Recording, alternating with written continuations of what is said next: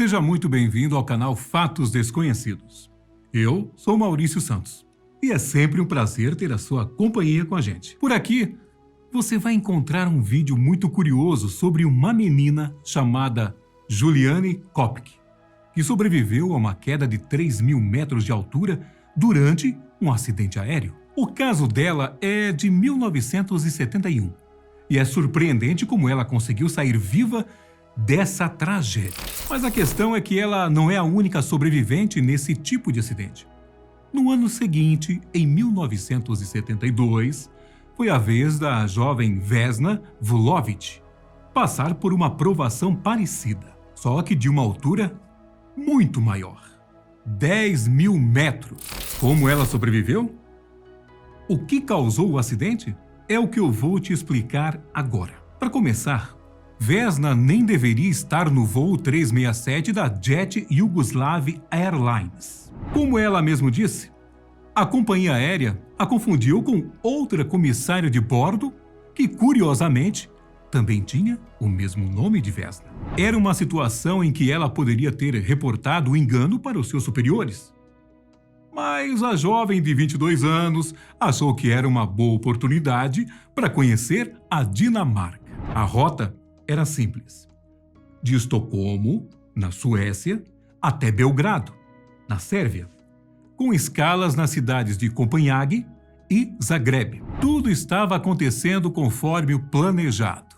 E, em Copenhague, o avião do tipo DC-932 decolou em direção a Belgrado às 15 horas e 15 minutos do dia 26 de janeiro de 72.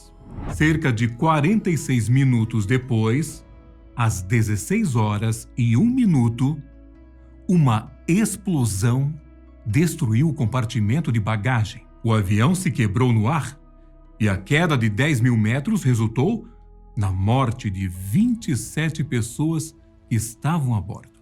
Entre passageiros e tripulantes, Vesna Vulović foi a única sobrevivente dessa queda mortal. Corta a cena.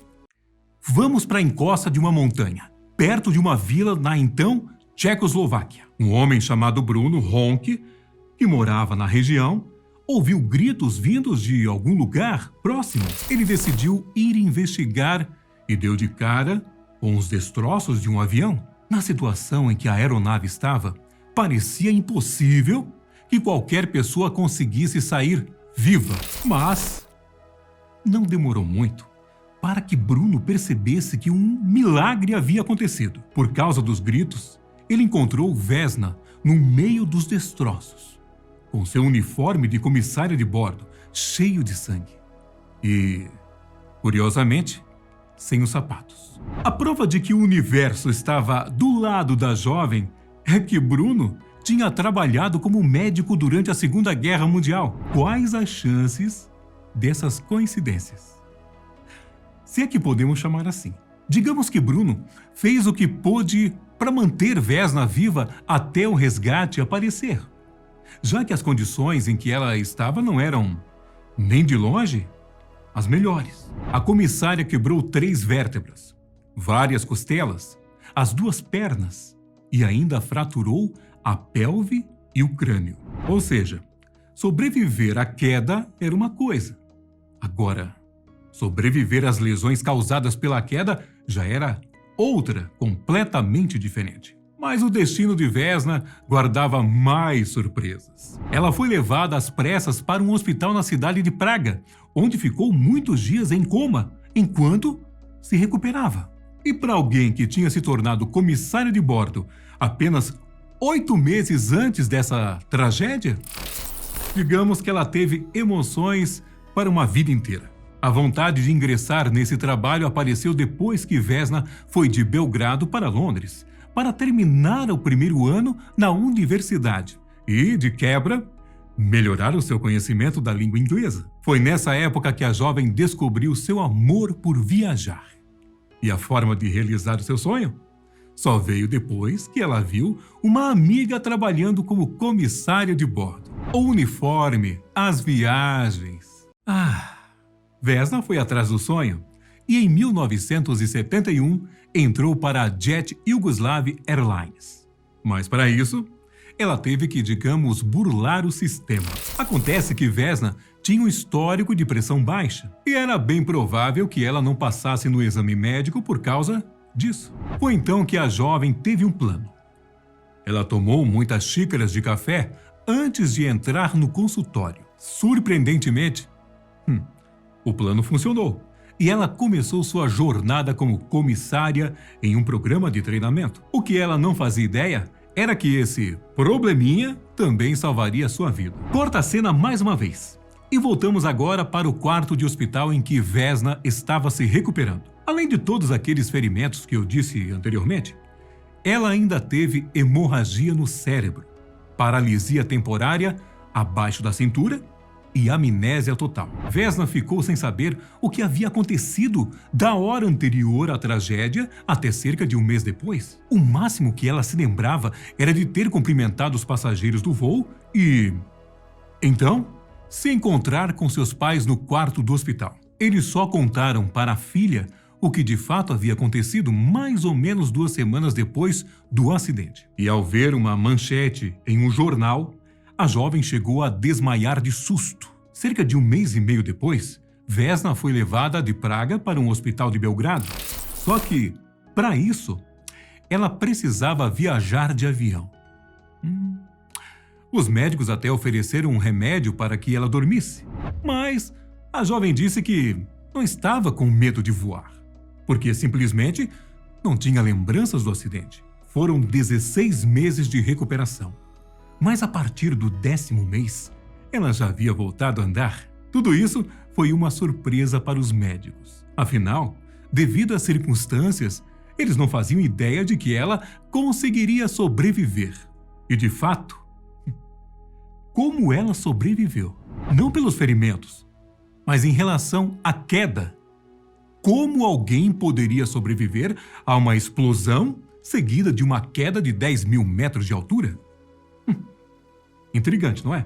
A sorte pôde estar envolvida nisso. Mas, além desse detalhe, investigadores de segurança aérea chegaram à conclusão de que tudo teve a ver com o local em que Vesna estava no momento da tragédia. A jovem estaria com um carrinho de comida na parte traseira da aeronave, no momento em que a fuselagem foi destruída. E de acordo com um levantamento de 2015, organizado pela revista Time, a pessoa que se senta na parte de trás de um avião tem mais chances de sair viva de um desastre aéreo. No caso de Vesna, ela acabou ficando presa pelo carrinho, enquanto alguns passageiros e tripulantes foram jogados para fora da aeronave. Para completar, a pequena parte do avião em que ela estava acabou caindo em uma região com muitas árvores e neve. Na verdade, até mesmo a pressão arterial de Vesna pode ter ajudado na sobrevivência. Os médicos acreditavam na possibilidade de que a pressão baixa tenha impedido que o coração dela literalmente explodisse quando os destroços atingiram o solo.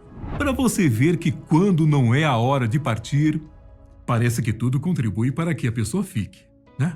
Mas é claro que Vesna não precisaria passar por uma provação dessas se a explosão não tivesse acontecido. Então, o que deu início à tragédia?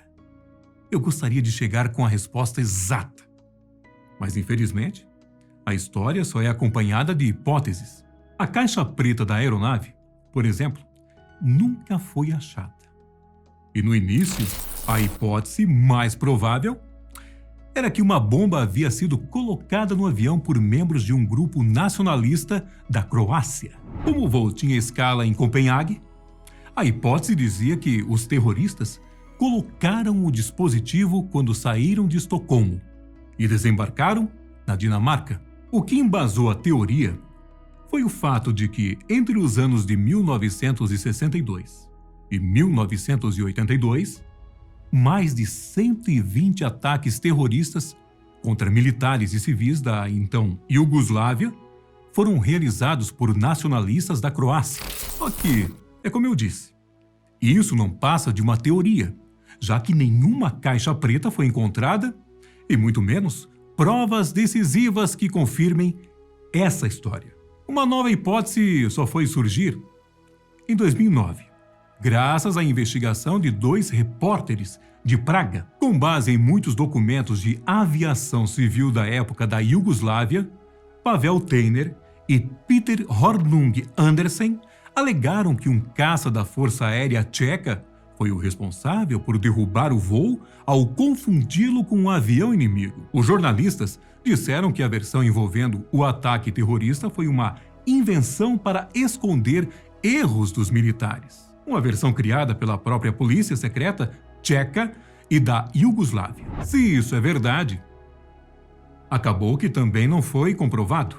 E a autoridade de aviação civil tcheca disse apenas que não passava de uma teoria da conspiração.